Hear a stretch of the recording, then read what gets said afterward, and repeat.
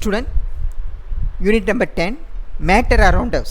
அதில் போன கிளாஸில் நம்ம என்ன பார்த்தோம், மேட்டர்னா என்னன்னு பார்த்தோம். அதாவது நம்ம சுற்றி இருக்கக்கூடிய எல்லா பொருளுமே மேட்டர் அப்படின்னு சொல்கிறோம். உதாரணமாக air we breathe, pen we write, food we eat. So இது எல்லாமே மேட்டர் அப்படின்னு சொல்கிறோம். மேட்டரை வந்து ரெண்டாக பிரிக்கிறோம். ஓகே, ஒன்று வந்து pure substance, another one is impure substance. Impure சப்ஸ்டன்ஸுக்கு இன்னொரு பேர் தான் மிக்சர்ஸ் அப்படின்னு சொல்லுவோம். பியூர் சப்ஸ்டன்ஸை ரெண்டாக பிரிக்கிறோம், எலிமெண்ட்ஸ் அண்டு காம்பவுண்ட்ஸ். எலிமெண்ட்ஸ் என்னென்னா அதை மறுபடியும் நம்ம சிம்பிள் மாலிகுலாக பிரிக்க முடியாது, ஓகேங்களா, உடைக்க முடியாது. உதாரணமாக ஆக்சிஜன் அப்படின்ற ஒரு எலிமெண்ட்டை ஃபர்தராக என்ன பண்ண முடியாது, சிம்பிள் மாலிகுலாக மாற்ற முடியாது. அந்த மாதிரி இருந்தால் அது எலிமெண்ட்ஸ். காம்பவுண்ட்ஸ்னால் அதை பிரேக் பண்ணி சிம்பிள் மாலிகுலாக மாற்றலாம். உதாரணமாக வாட்டர்ன்ற ஒரு காம்பவுண்ட்ஸை உடைக்கக்குள்ளே நமக்கு ஹைட்ரஜனும் ஆக்சிஜன் கிடைக்குது. அப்போ எதெல்லாம் பிரேக் பண்ணி சிம்பிள் மாலிகுலாக மாற்றோன்னா அது காம்பவுண்ட்ஸ் சொல்கிறோம். சிம்பிள் மாலிகுலாக மாற்ற முடியலனா அது எலிமெண்ட்ஸ் அப்படின்னு சொல்கிறோம். ஸோ அதுக்கடுத்தது இன்பியூர் சப்ஸ்டன்ஸ், அதாவது மிக்சர்ஸ் வந்து ரெண்டாக பிரிக்கிறோம். ஹோமோஜீனியஸ் மிக்சர்னால் யூனிஃபார்ம் காம்போசிஷன் இருக்கும். உதாரணமாக water and milk, they are completely miscible. ரெண்டும் ஒன்றா சேர்ந்துடும், அதை பிரிக்கவே முடியாது. அதேமாதிரி சுகர் அண்டு வாட்டர், இது ரெண்டுமே கம்ப்ளீட்லி மிஸ்ஸிபிள் ஆகும், இதை செப்பரேட் பண்ண முடியாது, ஓகேங்களா. அந்த மாதிரி கம்ப்ளீட்டாக மிஸ்ஸிபிள் ஆச்சுன்னா அதுக்கு பேர் ஹோமோஜீனியஸ் மிக்சர் அப்படின்னு சொல்கிறோம். ஹெட்ரோஜீனியஸ் மிக்சர்னா நான் யூனிஃபார்ம் டிஸ்ட்ரிபியூஷன் ஆஃப் பார்ட்டிகல்ஸ், கம்ப்ளீட்டாக மிஸ்ஸிபிள் ஆகாது. உதாரணமாக ஆயில் அண்டு வாட்டர், எப்பயுமே ஆயில் பார்த்தோன்னா டென்சிட்டி வந்து குறைவு வாட்டரை விட, அதனால் ஆயில் வந்து ஒரு வாட்டருக்கு மேலே வந்து மிதக்கும் இல்லைங்களா. அப்போ 2 லேயர் ஃபார்ம் ஆகுது, அது பேர் தான் இம்மிசிபிள் லிக்யூட்ஸ் அப்படின்னு சொல்கிறோம். ஸோ யூனிஃபார்ம் காம்போசிஷன் இருந்ததுன்னா அது ஹோமோஜீனியஸ் மிக்சர், யூனிஃபார்ம் காம்போசிஷன் இல்லைனா அது ஹெட்ரோஜீனியஸ் மிக்சர் அப்படின்னு போன கிளாஸில் பார்த்தோம். அதுக்கடுத்து எலிமெண்ட்ஸ் பற்றி பார்த்தோம். எலிமெண்ட்ஸை 3ஆக பிரிக்கிறோம், மெட்டல், மெட்டலாய்டு அண்ட் நான் மெட்டல். மெட்டலுக்கு எக்ஸாம்பிள் வந்து நிறையா சொல்லலாம், காப்பர், அலுமினியம், கோல்டு, ஜிங்க், இதெல்லாம் சொல்லலாம். மெட்டலாய்டு அப்படின்னா மெட்டாலிக் கேரக்டரும் இருக்கும், நான் மெட்டாலிக் கேரக்டர் இருந்ததுன்னா அது மெட்டலாய்டு. உதாரணமாக சிலிக்கான், ஜெர்மானியம், அதெல்லாம் வந்து மெட்டலாய்ட்ஸ்னு சொல்கிறோம். அதாவது செமி மெட்டல் அப்படின்னு சொல்லுவாங்க. மெட்டாலிக் கேரக்டரும் இருக்கும், நான் மெட்டாலிக் கேரக்டரும் இருக்கும். அதுக்கடுத்து பார்த்திங்கன்னா நான் மெட்டல்ஸ், மெட்டாலிக் கேரக்டரே இருக்காது. Example oxygen, carbon, extra. So compound பற்றி பார்த்தோம். காம்பவுண்ட் வந்து நிறைய எலிமெண்ட்ஸ் கம்பைன் ஆனால் நமக்கு கிடைக்கிறது தான் காம்பவுண்ட்ஸ். உதாரணமாக ஹைட்ரஜன் ஒரு எலிமெண்ட்ஸ், ஆக்சிஜன் ஒரு எலிமெண்ட் கம்பைன் ஆனால் நமக்கு கிடைக்கிறது தான் காம்பவுண்ட்ஸ். காம்பவுண்ட்ஸை வந்து ஃபர்தராக ப்ரோக் பண்ணிங்கன்னா சிம்பிள் மாலிகுலாக மாறும், ஓகேங்களா. ஸோ இது வரைக்கும் பார்த்தோம். Today very important types of mixtures. மிக்சருடைய டைப்ஸ் பார்க்குறோம். ஓகே, மிக்சர்ஸ் வந்து நம்ம டெய்லி லைஃப்பில் அன்றாடம் பயன்படுத்திகிட்டு இருக்கிறோம். அது ரெண்டாக பிரிக்கிறோம், homogeneous mixer, another one is heterogeneous mixture. Homogeneous mixture further divided into true solution and alloys. alloysனா என்ன தெரியும், 2 மெட்டல் சேர்ந்தால் நமக்கு கிடைக்கிறது தான் alloys. அதே மாதிரி heterogeneous solution ரெண்டாக பிரிக்கிறோம், suspension and colloids. Okay, next homogeneous மிக்சர்னா என்ன, அதே மாதிரி ஹெட்ரோஜீனியஸ் மிக்சர் என்னன்னு பார்த்தீங்கன்னா கம்ப்ளீட்டாக மிஸ்ஸிபிள் ஆச்சுன்னா அது ஹோமோஜீனியஸ் மிக்சர்ஸ். யூனிஃபார்ம் காம்போசிஷன் இருக்கணும், போன கிளாஸ் கூட சொன்னேன். உதாரணமாக milk and water, they are completely miscible. ரெண்டுமே நான் ஒன்றோட ஒன்று சேர்ந்துடும், அதை வந்து பிரிக்க முடியாது. ஸோ எதெல்லாம் நம்ம பிரிக்க முடியாது அதெல்லாம் homogeneous mixtures. Another example alcohol and water, they are completely என்னாகும், மிஸ்ஸிபிள் ஆகும், அதை வந்து பிரிக்க முடியாது. எதெல்லாம் பிரிக்க முடியலையோ அதெல்லாம் ஹோமோஜீனியஸ் மிக்சர். எதெல்லாம் ஈஸியாக பிரிக்க முடியுமோ அதெல்லாம் ஹெட்ரோஜீனியஸ் மிக்சர். உதாரணமாக ஆயில் அண்டு வாட்டர் பிரிக்கலாம் இல்லைங்களா. ஆயில் வந்து மேலே மிதக்கும், because the density of oil is less then the density of water. வாட்டரை விட ஆயிலுக்கு வந்து டென்சிட்டி குறைவாக இருக்கிறதுனால மேலே வந்து மிதக்கும் இல்லைங்களா. அப்போ ஆயில் லேயரை தனியாகவும் வாட்டர் லேயரை தனியாகவும் பிரிக்கலாம். ஸோ அப்போ எதெல்லாம் பிரிக்கிறோமோ அதெல்லாம் ஹெட்ரோஜீனியஸ் மிக்சர். ஹோமோஜீனியஸ் மிக்சருக்கு நிறைய எக்ஸாம்பிள் கொடுத்துருக்காங்க பாருங்கள். Tap water, milk, air, ice cream, sugar syrup, ink, steel, bronze and salt solution, இதெல்லாம் ஹோமோஜீனியஸ் மிக்சருக்கு எக்ஸாம்பிள். ஹெட்ரோஜீனியஸ் மிக்சர்னா எக்ஸாம்பிள்ஸ் கொடுத்துருக்காங்கன்னா soil, a mixture of iodine and common salt, a mixture of sugar and sand. ஏன்னா sugar வந்து வேறு composition, sand வந்து வேறு composition, ரெண்டுமே செப்பரேட் பண்ணலாம் இல்லைங்களா. ஸோ அது பேர் தான் நான் யூனிஃபார்ம் காம்போசிஷன் அப்படின்னு சொல்லுவாங்க. அதுக்கடுத்து oil and waters, mixture of sulphur and irons, mixture of milk and cereals. இது எல்லாமே ஹெட்ரோஜீனியஸ் மிக்சருக்கு ஒரு examples. Next separation of mixtures. எப்படி வந்து மிக்சர்ஸை செப்பரேட் பண்ணுறோம் அப்படின்னா பொதுவாகவே மிக்சர்ஸ் வந்து நமக்கு முக்கியமாக ரொம்ப யூஸ்ஃபுல்லான சப்ஸ்டன்ஸ். அதில் நிறைய இம்ப்யூரிட்டி இருக்கும். அந்த இம்ப்யூரிட்டி எப்படி பிரிக்கிறாங்கன்னா அந்த மிக்சருடைய ஃபிசிக்கல் ப்ராப்பர்ட்டியும் வச்சு தான் பிரிக்கிறாங்க. ஸோ அதனுடைய ப்ராப்பர்ட்டியை டிபெண்ட் பண்ணி தான் மிக்சர்ஸை செப்பரேட் பண்ணுறாங்க. ஓகேங்களா? ஸோ நிறைய மெத்தட்ஸ் இருக்குது செப்பரேட் பண்ணுறதுக்கு. அதில் எந்த மெத்தட் பயன்படுத்துகிறோம் அப்படின்னா அதனுடைய ப்ராப்பர்ட்டி வச்சு தான் சூட்டபிள் மெத்தடை பயன்படுத்துகிறோம். ஓகே. ஸோ சப்ளிமேஷன் ரொம்ப சிம்பிள். ஒரு சாலிடை வந்து நம்ம ஹீட் பண்ணக்குள்ளே லிக்விடாக மாறாமல் டைரெக்டாக வேப்பர் ஸ்டேட்டுக்கு போச்சுன்னா அது பேர் தான் சப்ளிமேஷன். உதாரணமாக கேம்பர் இருக்குது, கற்பூரம். ஸோ கற்பூரத்தை நீங்கள் ஏறி வச்சிங்கன்னா டைரெக்டாக சாலிட் டு வேப்பராக மாறுது இல்லைங்களா? ஸோ அதுக்கு அந்த ப்ராசஸுக்கு பேர் தான் சப்ளிமேஷன். அப்போ ஒரு சப்ஸ்டன்ஸு ஒரு சாலிட் சப்ஸ்டன்ஸ் லிக்விடாக மாறாமல் டைரெக்டாக வேப்பர் ஸ்டேட்டுக்கு போச்சுன்னா அதான் சப்ளிமேஷன். நிறைய எக்ஸாம்பிள் சொல்லலாம். Iodine, camphor, ammonium chloride. அதை வந்து ஒரு எக்ஸ்பெரிமெண்ட் மூலிமா ப்ரூவ் பண்ணலாம். இங்கே இமேஜ் கொடுத்துருக்காங்க பாருங்கள். ஸோ ஒரு சைனா டிஷ்ஷில் அமோனியம் குளோரைடையும் சாண்டையும் எடுத்துக்கிறாங்க. இங்கே ஃபனல் இருக்குது பாருங்கள், இன்வெர்டட் ஃபனல் போட்டு க்ளோஸ் பண்ணிவிட்டு ஹீட் பண்ணக்குள்ளே அந்த அமோனியம் குளோரைட் வேப்பர்ஸ் வந்து சாலிட் ஃபார்மில் இருக்கும், டைரெக்டாக வேப்பர் ஃபார்முக்கு போயிட்டோம். ஸோ அந்த ஃபனலில் போயிட்டு செட்டில் ஆகிடும். ஓகேங்களா? அகெயின் வேப்பரை நம்ம கூல் பண்ணிங்கன்னா கண்டென்ஸ் ஆகிடும் இல்லைங்களா? ஸோ அப்போ ஒரு சப்ஸ்டன்ஸ் வந்து டைரெக்டாக சாலிட் டு வேப்பருக்கு போச்சுன்னா அந்த ப்ராசஸ் பேர் தான் சப்ளிமேஷன். இங்கே கொடுத்துருக்காங்க பாருங்கள், sublimations. Next method of separating substance from mixtures. எப்படி வந்து மிக்சர் இருந்து சப்ஸ்டன்ஸை பிரிக்கலாம், என்னென்ன மெத்தடெல்லாம் பயன்படுத்தலாம் அப்படின்னு சொல்கிறாங்க. ஃபஸ்ட்டு காலத்தில் வந்து டைப்ஸ் ஆஃப் மிக்சர்ஸ், செகண்ட் காலத்தில் மிக்சர்ஸ், தேர்ட் காலத்தில் மெத்தட் ஆஃப் செப்பரேஷன். உதாரணமாக ஹெட்ரோஜீனியஸ், உங்களுக்கு தெரியும் ஹெட்ரோஜீனியஸ்னால் டிஃப்ரெண்ட் காம்போசிஷன் இருக்கும். உதாரணமாக சாண்ட் அண்ட் வாட்டர் இல்லையா? அதே மாதிரி சுகர் அண்டு சாண்ட், இதெல்லாம் ஹெட்ரோஜீனியஸ் மிக்சர். ஸோ இப்போ இங்கே என்ன ஹெட்டிங்கில் கொடுத்துருக்காங்க, சாலிட் அண்டு சாலிட். நம்ம பயன்படுத்தி ரெண்டுமே solid and solid. Hand picking, அதாவது பொறுக்கி எடுப்பாங்க இல்லைங்களா, அதுக்கு பேர் தான் ஹேண்ட் பிக்கிங். சீவிங், சலிக்கிறது தான் சீவிங் அப்படின்னு சொல்லுவாங்க. வினோவிங், அதுக்கடுத்து மேக்னெட்டிக் செப்பரேஷன். மேக்னெட்டிக் செப்பரேஷன் ஒன்றும் கிடையாது. ஒரு மேக்னெட்டிக் ரோலர் இருக்கும், டேப் ரெக்கார்டர் மாதிரி. ஸோ அதில் வந்து மேக்னெட்டிக் பெல்ட் ரொட்டேட் ஆகிட்டே இருக்கணும். ஸோ அதில் நீங்கள் அந்த சாலிட் பார்ட்டிகளை போட்ட உடனே மேக்னெட்டிக் கேரக்டர் இருக்கக்கூடிய பார்ட்டிகள் எல்லாம் அந்த மேக்னெட்டிக் பெல்ட்டில் ஒட்டிக்கும்.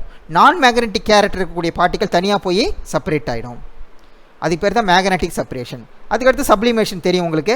ஒரு சாலிடு டைரெக்டாக வேப்பர் ஸ்டேட்டுக்கு மாறிச்சுன்னா அதான் சப்ளிமேஷன். இப்போ உதாரணமாக இங்கே சாலிட்னு கொடுத்துட்டாங்க. நான் அமோனியம் குளோரைட் சாலிடு சாண்டையும் எடுத்துக்கிட்டு ஹீட் பண்ணக்குள்ளே அமோனியம் குளோரைடு வந்து வேப்பராக கன்வெர்ட் ஆகிடும். அந்த ப்ராசஸ் பேர் தான் சப்ளிமேஷன். ஏற்கனவே சொன்னேன் இல்லைங்களா? அதுக்கடுத்து ஹெட்ரோஜீனியஸில் பார்த்தோன்னா இன்சாலிபிள் சாலிட் அண்ட் லிக்விட் எப்படி செப்பரேட் பண்ணணும். ஒரு இன்சாலிபிள் சாலிடையும் லிக்விடையும் எப்படி செப்பரேட் பண்ணனா, செடிமெண்டேஷன் அண்டு டீகன்டேஷன், லோடிங், ஃபில்ட்ரேஷன் வடிகட்டுதல் அப்படின்னு சொல்லுவாங்க. சென்ட்ரிஃபிகேஷனை ஒன்றும் இல்லை, அடுத்து நம்ம அதை தான் பார்க்க போகிறோம். ஸோ ஒரு சென்ட்ரிஃபிகேஷனில் இருக்கக்கூடிய ஒரு அப்பரேட்டஸ்னாகும் ரொட்டேட் ஆகிட்டே இருக்கணும். அப்படி ரொட்டேட் ஆகக்குள்ள இன்சாலிபிள் சாலிடும் லிக்விடும் தனித்தனியாக பிரியும்.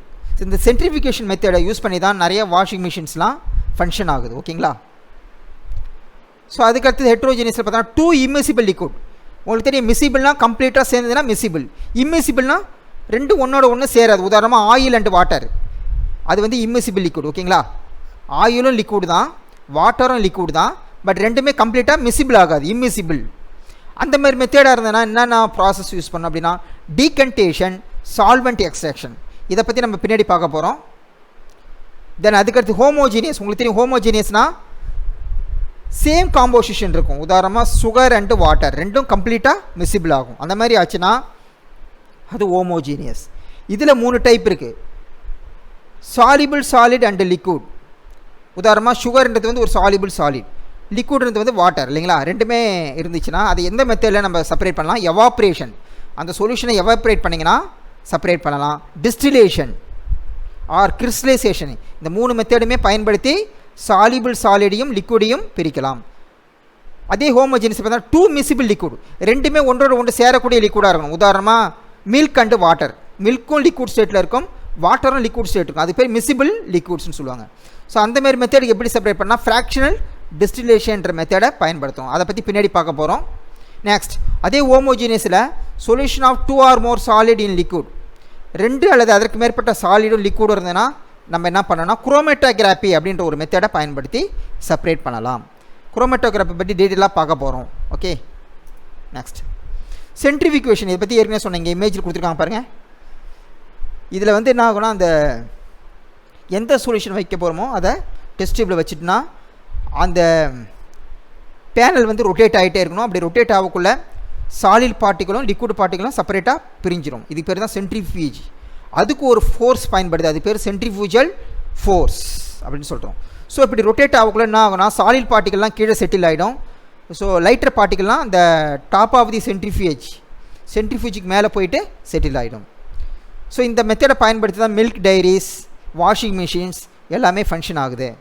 இப்போ வாஷிங் மிஷினில் பார்த்தீங்கன்னா ரொட்டேட் ஆகக்குள்ள ஓகே வெட் கிளாத்துலேருந்து வாட்டர் வந்து தனியாக செப்பரேட் ஆகிடும்.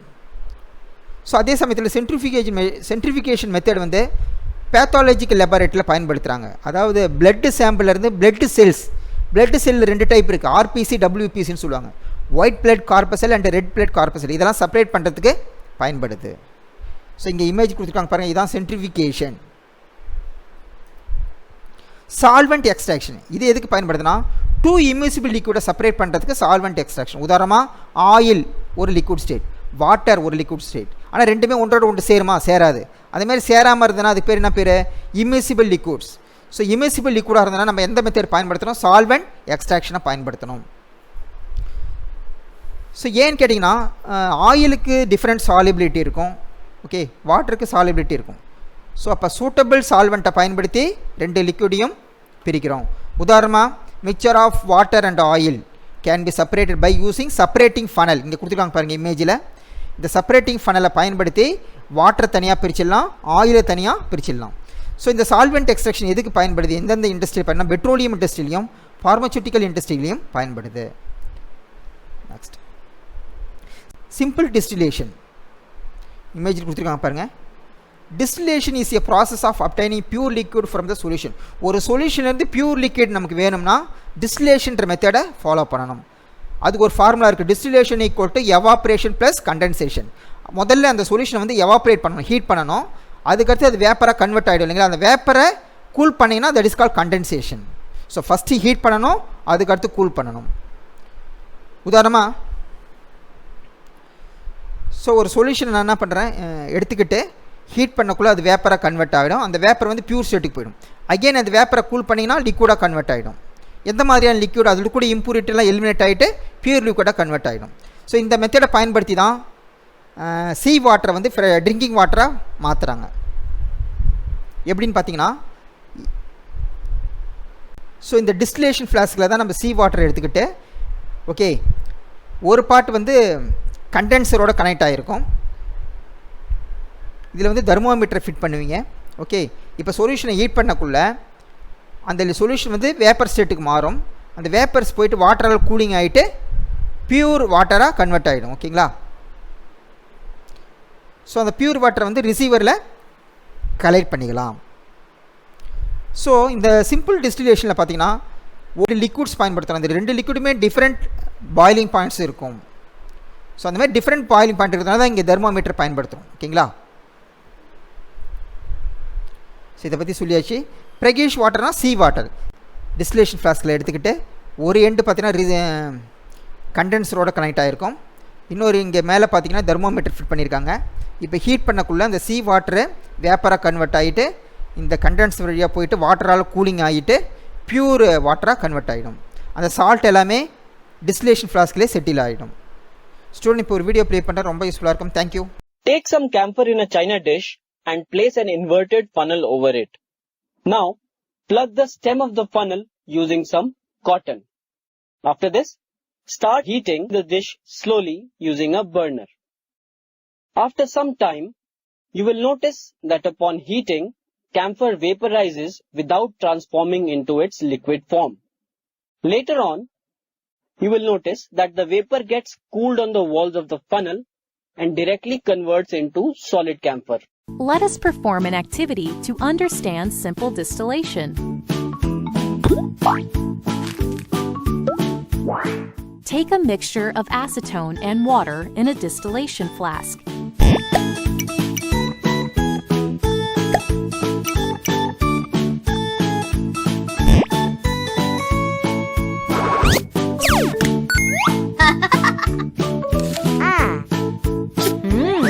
put a thermometer in it.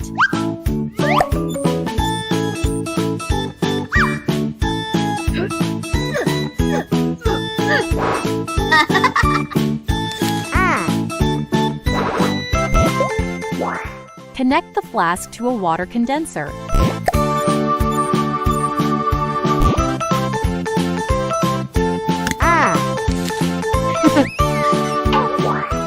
The condenser has cold water running through its jacket to keep the temperature cool. Keep a beaker at the outlet of the condenser.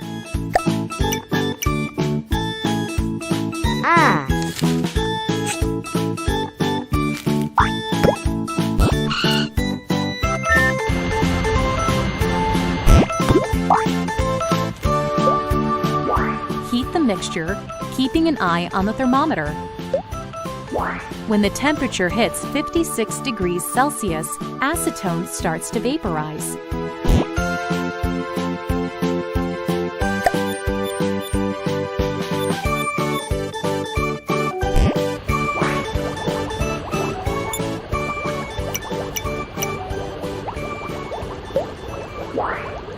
These vapors condense in the water condenser.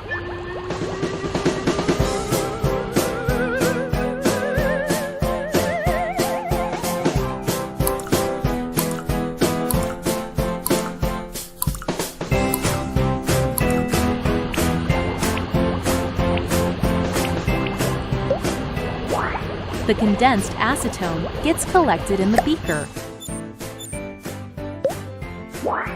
When all the acetone vaporizes, water is left in the flask. Acetone is collected in the beaker. In this way, acetone and water get separated by simple distillation. The technique of liquid-liquid extraction is a form of solvent extraction which is often referred to simply as a separation, and we do this using a separating funnel as shown on the screen.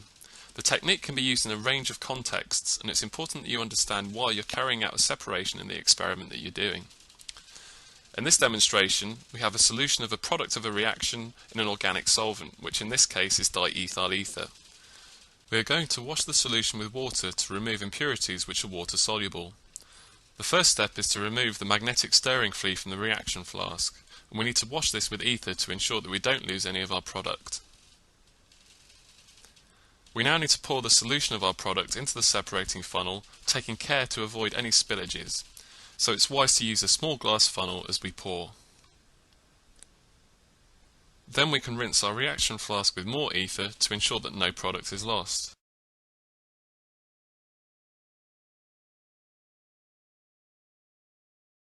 Now we add the water which we're using to wash our reaction mixture with.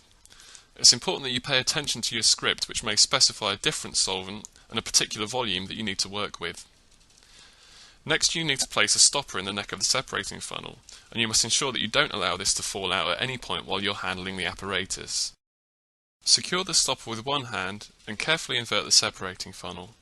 Now you can gently shake the funnel while periodically opening the tap to release pressure. Normally you carry out these steps several times to ensure thorough mixing of the two layers. And then with the tap closed, you can carefully replace the funnel in the ring on the clamp stand.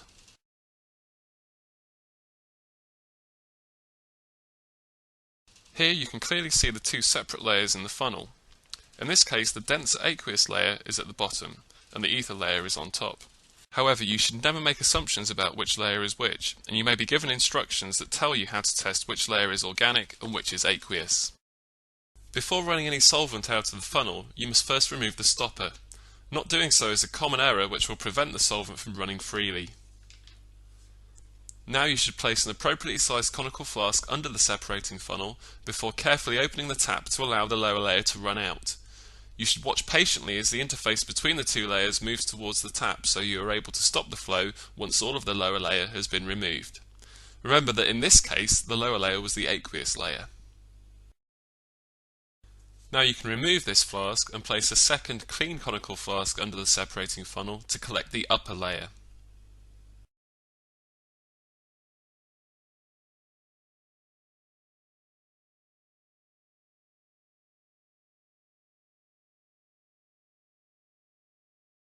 As always, you should check your script to see what you've got to do next. You may be expected to return one of the layers to the separating funnel to carry out further extraction steps. In this case, however, we are simply going to dry the organic layer using magnesium sulfate. Other drying agents that may be used could include calcium chloride and sodium sulfate, so make sure you read the script before proceeding. If the drying agent forms clumps as shown here, that's a sign that the solution is still wet and that more drying agent is required. When you can see a snowstorm effect like this, you know that the solution is dry and that no more drying agent is needed. You can now remove the drying agent by gravity filtration before consulting the script once again to identify your next step.